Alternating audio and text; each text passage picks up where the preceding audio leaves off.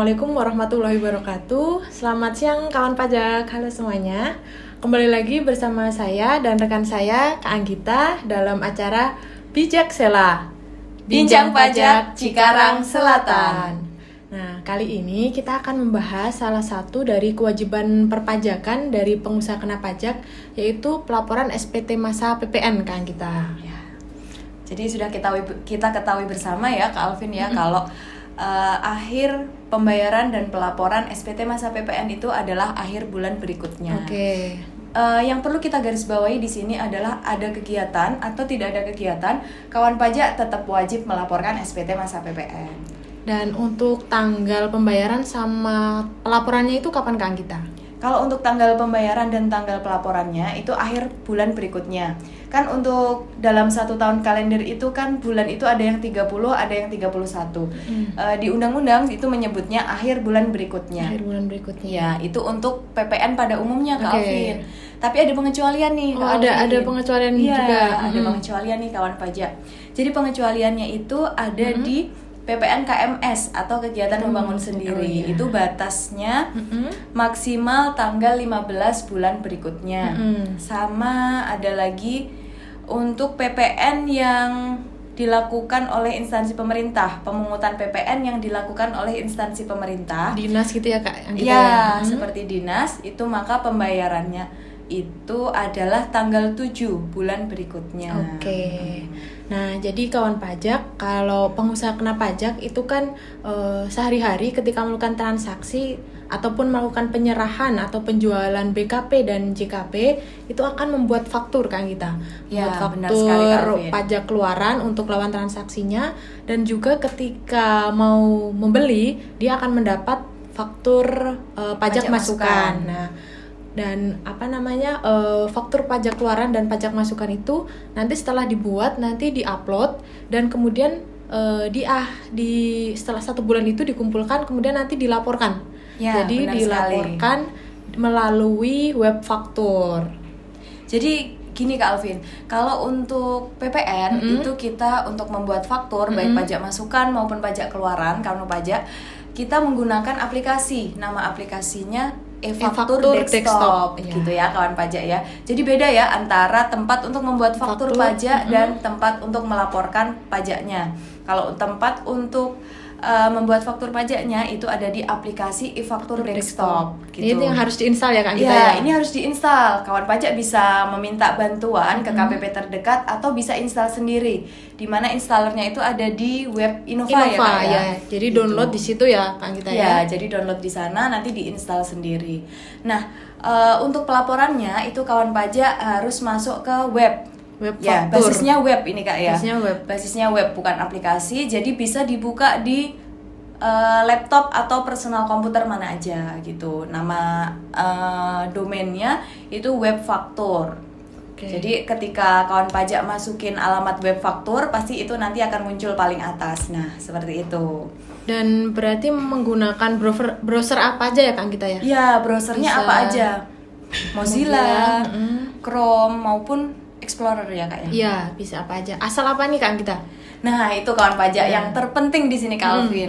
Asal browser tersebut sudah diimpor oleh sertifikat elektronik kawan pajak. Sudah dipasang ya? Ya, sudah dipasang. Jadi tidak semua jadi ketika kawan pajak ganti-ganti laptop itu bisa banget asal sertifikat elektroniknya itu dipasang di laptop tersebut. Jadi nanti akan nge-link gitu ketika sertifikat itu sudah terpasang di browsernya kawan pajak semuanya, nanti akan ada nama wajib pajak dan NPWP-nya. Jadi sudah ada datanya di sana gitu. Kalau misal nggak dipasang sertifikat elektronik, dia tidak akan terbaca ya Kang kita ya? Iya, dia tidak akan terbaca akun PKP-nya. Oke. Nah, untuk cara ini installnya gimana? Atau masang sertifikat elektroniknya gimana Kang kita? Sertifikat elektronik itu dapat kawan pajak unduh di Innova. Domainnya e-faktur.pajak.go.id. Nanti di menu sebelah kiri itu ada download sertifikat digital. Nah, di menu itu kawan pajak bisa klik.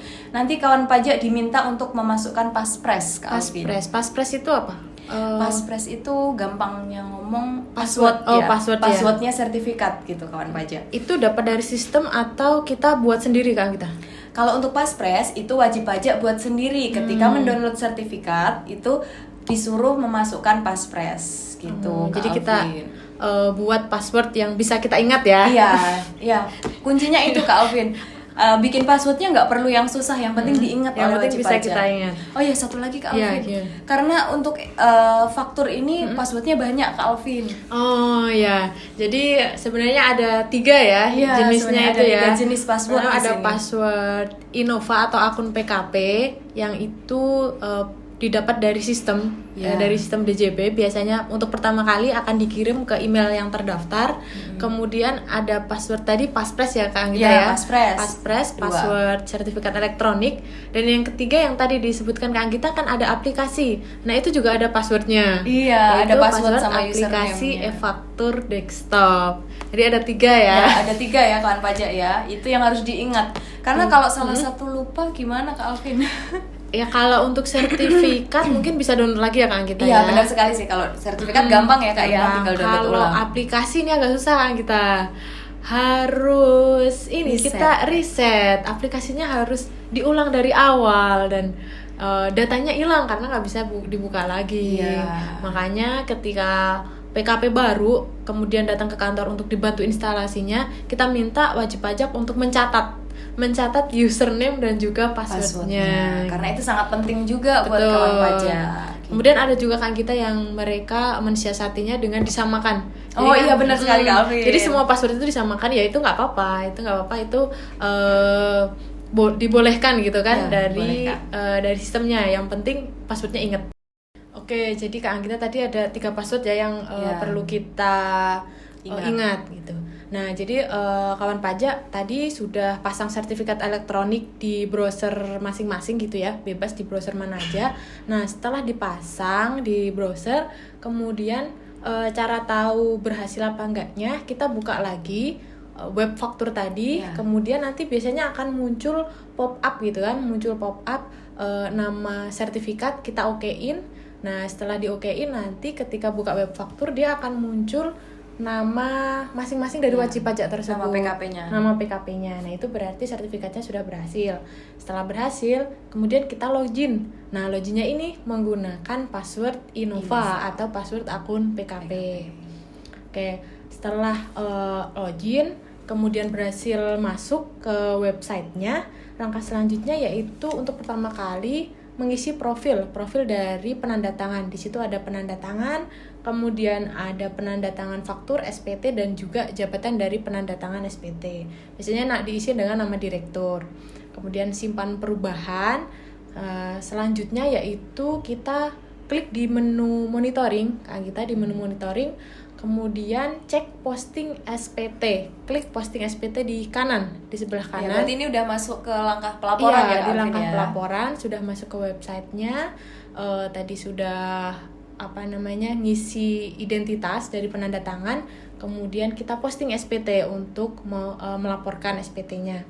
Posting, kemudian di situ kita mengisi tahun yang akan dilaporkan, tahun pajak dan juga masa pajaknya. Biasanya dilaporkan misal sekarang ini September ya Kak, kita biasanya lapor untuk masa Agustus. Ya, jadi Seperti kan itu. tadi ini Kak, untuk SPT masa PPN ini kan paling lambat lapornya akhir bulan berikutnya. Nah, seperti itu. Kemudian setelah diisi masa dan juga status SPT-nya, dan kemudian klik submit jika data sudah terisi. Kemudian nanti setelah klik submit, itu wajib pajak bisa klik tampilkan. Jadi di situ nanti akan ada kotak dialog tahun pajak ya, tahun pajak sama tampilkan. Jadi nanti wajib kawan pajak bisa memilih nih tahun pajak mana yang mau ditampilkan. Nanti setelah misal nih kita mau memilih masa pajak September 2024, kita kliknya 2024 kemudian tampilkan. Nanti apa yang sudah diposting tadi ya Kak Alvin, tadi yang sudah diposting akan muncul di situ. Nah, ketika muncul itu akan ada 3 menu yang bisa diklik. Ya, di menu aksi itu ya Kak? Ya, akan ada 3 menu aksi yang bisa diklik. Nah, kita nanti ketika mau melaporkan SPT masa PPN, kawan pajak bisa klik buka. Jadi dibuka dulu SPT-nya. Nanti setelah klik buka itu ada 3 menu. Menunya lampiran, kemudian form AB dan induk. Ya, jadi ada formulir ya Kak Anggita ya, formulir yang banyak itu. Ya, ada formulir lampiran. Nah, kemudian lampiran AB, Lampiran serta AB sama form induk. Oke. Ya. Nah, kawan pajak nanti di form itu ada lampiran mulai dari A1, A2, B1, B2, dan B3. Jadi kawan pajak bisa membuka masing-masing lampiran tersebut dengan cara klik. Misal kalau mau membuka A1 tinggal klik A1 kemudian tampilkan. Nah, di situ bisa di-download nggak ya Kak ya? Bisa. Jadi yang faktur pajak ya, tadi faktur pajak masukan rincian yang sudah kita upload seharusnya masuk di situ Kak Anggita. Oh, kalau gitu berhasil ya. Jadi otomatis ya. Otomatis akan otomatis masuk ke situ. Jadi kita ngecek nih, mana nih faktur-fakturnya, apakah sudah sesuai atau belum. Jadi tempat untuk melakukan cek gitu kan kebenaran dari faktur keluaran dan juga pajak masukannya. Pajak masukannya di situ. Kalau faktur keluaran itu di A2 ya Kak Anggita. A2 ya. A2 Penyerahan dalam negeri. Ya, kemudian kalau yang pajak masukan dia di lampiran B2 untuk perolehan dalam negeri. Karena nanti untuk yang luar negeri ada B1 ya Kak ya? Ya, ada B1 dan yang tidak dapat dikreditkan ada di lampiran B3. Jadi masing-masing sudah ada di situ. Ada juga nanti di sampingnya itu Kak Anggita ada pilih download. Nah, iya. Ada menu download. Jadi kita kalau mau download, mau ngelihat gitu bisa dari situ ya. Nah, kawan pajak, setelah itu nanti kita masuk ke form AB. Di form AB itu ada rincian perolehan dan rincian penyerahan kita. Kemudian di form induk, yang terakhir itu di form induk. Di form induk itu nanti kawan pajak bisa melihat status SPT kawan pajak, apakah nihil, kurang bayar, atau lebih bayar. Nah, kalau misalnya kawan pajak status SPT-nya kurang bayar, maka kawan pajak harus membuat kode billing terlebih dahulu. Membuat kode billingnya di mana Kak Alvin nih? Oh ya, jadi tadi sudah diketahui status SPT-nya ya Kak Anggita ya. Misalnya status SPT-nya ini kurang bayar. Nah, kalau kurang bayar berarti kita harus bikin kode billing. Bikin kode billingnya itu melalui DJP online. Pajak.go.id, kemudian login. Setelah login, nanti di menu pembayaran. Di menu bayar. Dan juga tambahan Kak Anggita. Tadi selain pajak masukan dan pajak keluaran, juga ada kompensasi masa pajaknya lebih bayar. Jadi kalau sudah AB ya? di lampiran AB di form AB, nah di situ ketika kawan pajak nih sudah lapor beberapa kali dan statusnya itu lebih bayar, nah itu biasanya akan ada kompensasi dari masa sebelumnya. Jadi kalau masa Juli ternyata statusnya lebih bayar, nah itu dia akan terbawa ke masa Agustus. Jadi tergantung pilihannya sih Kak. Bisa dikompend ke masa pajak mana aja. Kalau untuk yang normal itu langsung ke masa pajak berikutnya kan kita. Tapi ketika pembetulan, nah itu baru kita bisa memilih ke masa pajak mana saja. Jadi bisa mengurangi pajak yang akan kita bayar. Bisa mengurangi jumlah pajak terutangnya kawan pajak semuanya gitu.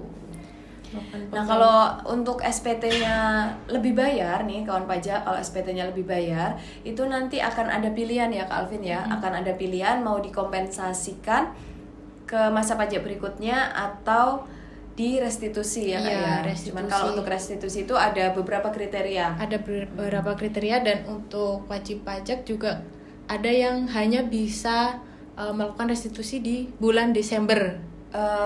Koreksi nih Kak, bukan bulan Desember tapi akhir tahun pajak. Karena beda-beda ya. Kadang ada wajib pajak yang tahun bukunya itu Agustus Juli, bukan gitu. Januari Desember. Iya, gitu. Jadi tadi setelah membuat kode billing, kemudian dibayar.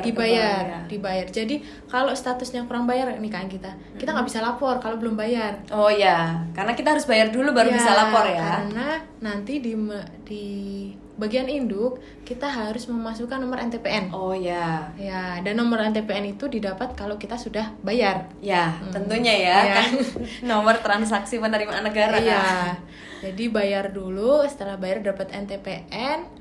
Biasanya 10 sampai 15 menit setelah dari pembayaran itu NTPN sudah muncul di sistem. Ya, jadi butuh waktu sinkron juga nih kawan pajak NTPN-nya. Jadi kalau langsung habis dibayar langsung di input ternyata nggak bisa, ada notifnya NTPN tidak ditemukan, nggak usah khawatir, itu bisa jadi sedang proses sinkronisasi ya. Iya, bukan karena wah uang saya kemana nih gitu kan, padahal tadi sudah bayar para kawan pajak. Jadi itu karena belum sinkron aja. Nanti setelah sinkron kemudian masukkan NTPN, nah nanti di situ ke bawah kemudian di checklist pernyataan kan kita, pernyataan yang warna merah biasanya. Ya, yang paling bawah pernyataan bahwa sudah diisi sesuai dengan benar, kemudian submit SPT. Ya, setelah itu nanti masuk lagi ke halaman beranda nih. Di halaman beranda nanti masa pajak yang sudah kita submit itu nanti akan muncul satu tambahan menu lagi, Kak. Menu jadi lapor. Yang awal 3 ya. Yang awalnya 3 tadi. Setelah disubmit jadi 4. Iya, jadi 4. Kalau submitnya berhasil itu nanti akan berubah jadi 4 menunya. Menu yang tambahannya ini menu lapor. Jadi kita tinggal klik lapor, sudah deh selesai. Kita jangan lupa nih mengecek statusnya. Kalau statusnya sudah berubah menjadi status sukses lapor, itu berarti kawan pajak sudah berhasil melaporkan SPT masa PPN-nya.